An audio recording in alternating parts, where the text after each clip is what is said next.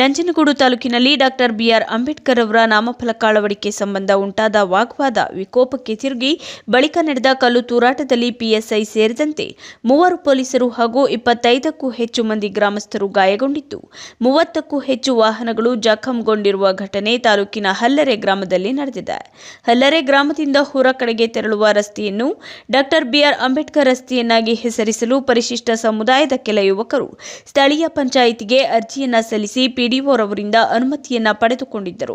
ಆದರೆ ನಾಮಫಲಕ ಅಳವಡಿಕೆಗೆ ಸಂಬಂಧಿಸಿದಂತೆ ಕಳೆದ 5 ದಿನಗಳ ಹಿಂದೆ ಎಸ್ಟಿ ಸಮುದಾಯದ ಕೆಲವರು ಆಕ್ಷೇಪವನ್ನು ವ್ಯಕ್ತಪಡಿಸಿದ್ದರಿಂದ ನಾಮಫಲಕ ಅಳವಡಿಕೆಯನ್ನ ಮುಂದೂಡಲಾಗಿದೆ. ಸೋಮವಾರ ಸಂಜೆ ಗ್ರಾಮದಲ್ಲಿ ಈ ಸಂಬಂಧ ಮತ್ತೆ ಎಸ್ಸಿ ಹಾಗೂ ಎಸ್ಟಿ ಸಮುದಾಯದ ಜನರ ನಡುವೆ ವಾಗ್ವಾದ ಉಂಟಾಗಿದೆ. ಸಂಜೆ ಕೆಲವರು ಪರಿಶಿಷ್ಟ ಸಮುದಾಯದ ಜನರು ವಾಸಿಸುವ ಬೀದಿಗೆ ತೆರಳಿ ಕಲ್ಲು ತೂರಾಟವನ್ನ ನಡೆಸಿದ್ದಾರೆ ಎನ್ನಲಾಗಿದ್ದು, ಇದರಿಂದಾಗಿ ಗ್ರಾಮದ ನಿವಾಸಿಗಳಾದ ನಂಜುಂಡಸ್ವಾಮಿ, ಶಂಕರಮ್ಮ, ಸುರೇಶ್ ಮತ್ತಿತರರು ಸೇರಿದಂತೆ 25ಕ್ಕೂ ಹೆಚ್ಚು ಮಂದಿಗೆ ಕಲ್ಲೆಟ್ಟು ಬಿದ್ದು ಗಾಯಗೊಂಡಿದ್ದು, ಇದರೊಂದಿಗೆ ಮನೆ ಮುಂದೆ ನಿಂತಿದ್ದ 30ಕ್ಕೂ ಹೆಚ್ಚು ದ್ವಿಚಕ್ರ ವಾಹನಗಳು ಜಖಂಗೊಂಡಿವೆ.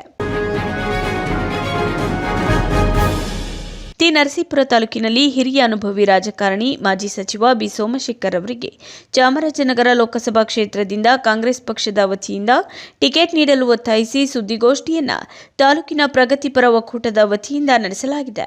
ಪಟ್ಟಣದ ಬಿಆರ್ ಅಂಬೇಡ್ಕರ್ ಅವರ ಭವನದಲ್ಲಿ ಸೋಸಲೆ ಶಶಿಕಾಂತ್ ನೇತೃತ್ವದಲ್ಲಿ ಸುದ್ದಿಗೋಷ್ಠಿ ನಡೆದಿದ್ದು, ಕಳೆದ ಬಾರಿ ವಿಧಾನಸಭಾ ಚುನಾವಣೆಯಲ್ಲಿ ನಾವೆಲ್ಲ ಒಗ್ಗಟ್ಟಾಗಿ ಶ್ರಮಿಸಿ ಕೋಮುವಾದಿ ಬಿಜೆಪಿ ಪಕ್ಷವನ್ನ ದೂರ ಇಡಲು ಕಾಂಗ್ರೆಸ್ ಪಕ್ಷವನ್ನ ಬೆಂಬಲಿಸಿದ್ದೆವು.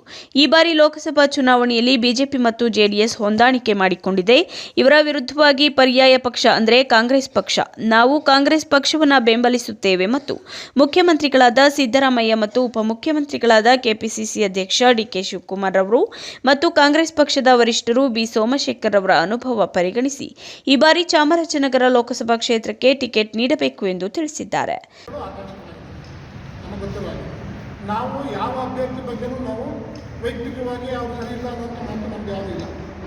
ಅವರು ಅವರವ್ರ ಶಕ್ತಿ ಅನುಸಾರ ಅವರು ಪ್ರಯತ್ನಗಳಾಗ್ತಾ ಇರ್ತಾರೆ, ಅದನ್ನು ನಾವು ಮಾಡ್ತಾರೆ. ಟಿಕೆಟ್ ಯಾರು ಬೇಕು ತಗೊಂಡ್ಬರೋದು ಅವ್ರ ಶಕ್ತಿ ಅನುಸಾರ. ಇದು ನಮ್ಮ ಜನಾಭಿಪ್ರಾಯ.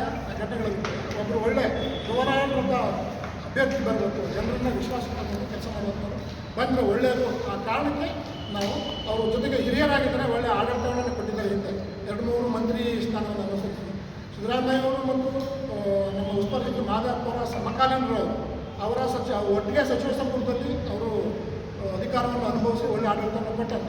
ಹಾಗಾಗಿ ಅವರ ಆಡಳಿತವನ್ನು ನಾವು ನೋಡಿರೋದ್ರಿಂದ ಈ ಭಾಗಕ್ಕೆ ಬಂದರೆ ಧ್ರುವರಾಂಡ್ರಿಗಿಂತಲೂ ಹೆಚ್ಚು ಕೆಲಸ ಮಾಡ್ಬೋದು ಅಂತ ಅವರಷ್ಟೇ ಶಕ್ತಿಶಾಲಿಯಾಗಿ ಅನುದಾನವನ್ನು ತಂದು ಕ್ಷೇತ್ರವನ್ನು ಅಭಿವೃದ್ಧಿಪಡಿಸೋದ್ರಲ್ಲಿ ಅವರು ಸೂಕ್ತ ಅಭ್ಯರ್ಥಿ.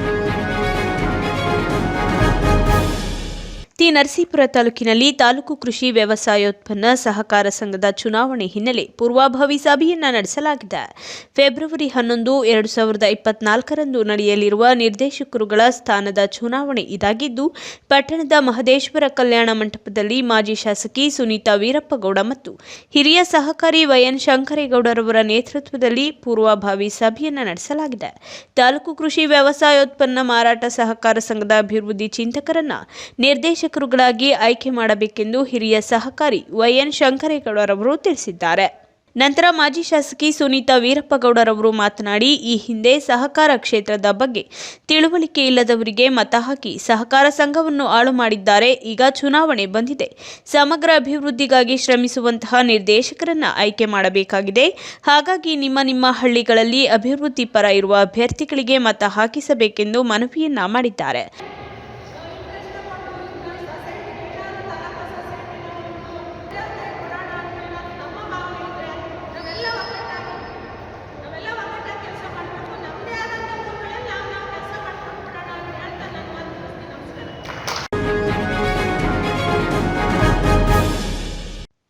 ನಿನ್ನೆ ಮಂಡ್ಯದಲ್ಲಿ ಪ್ರತಿಭಟನೆ ವೇಳೆ ಕನಕದಾಸರ ಭಾವಚಿತ್ರಕ್ಕೆ ಅಪಮಾನ, ಕುರುಬ ಸಂಘದ ಹಾಸ್ಟೆಲ್ ಮೇಲೆ ಕಲ್ಲು ತೂರಿದ ವಿಚಾರ ಘಟನೆಯನ್ನ ಖಂಡಿಸಿ ಮೈಸೂರಿನಲ್ಲಿ ಪ್ರತಿಭಟನೆಯನ್ನ ನಡೆಸಲಾಗಿದೆ. ಶೋಷಿತ ಸಮುದಾಯಗಳ ಮಹಾ ಒಕ್ಕೂಟದಿಂದ ಪ್ರತಿಭಟನೆಯನ್ನ ನಡೆಸಲಾಗಿದ್ದು, ಮೈಸೂರಿನ ನೂತನ ಜಿಲ್ಲಾಧಿಕಾರಿ ಕಚೇರಿ ಬಳಿ ಪ್ರತಿಭಟನೆ ನಡೆದಿದೆ. ವಿವಿಧ ಘೋಷಣೆಯನ್ನ ಕೂಗಿ ಪ್ರತಿಭಟನಾಕಾರರು ಆಕ್ರೋಶವನ್ನ ವ್ಯಕ್ತಪಡಿಸಿದ್ದಾರೆ. ಇನ್ನು ಈ ವೇಳೆ ಪ್ರತಿಭಟನೆಯಲ್ಲಿ ವಿಧಾನ ಪರಿಷತ್ ಸದಸ್ಯ ತಿಮ್ಮಯ್ಯ, ಮಾಜಿ ಶಾಸಕ ಎಂಕೆ ಸೋಮಶೇಖರ್, ಕರ್ನಾಟಕ ಪ್ರದೇಶ ಕುರುಬರ ಸಂಘದ ಮಾಜಿ ಅಧ್ಯಕ್ಷ ಸುಬ್ರಹ್ಮಣ್ಯ, ಹುಣಸೂರು ಬಸವಣ್ಣ, ಮಾಜಿ ಜಿಲ್ಲಾ ಪಂಚಾಯತ್ ಸದಸ್ಯೆ ಮಂಜುಳಾ, ಕೆಎಸ್ ಶಿವರಾಮ್ ಸೇರಿದಂತೆ ಮತ್ತಿತರರು ಭಾಗಿಯಾಗಿದ್ದಾರೆ. ನ್ಯಾಯಕ್ಕಾಗಿ ಹೋರಾಟ.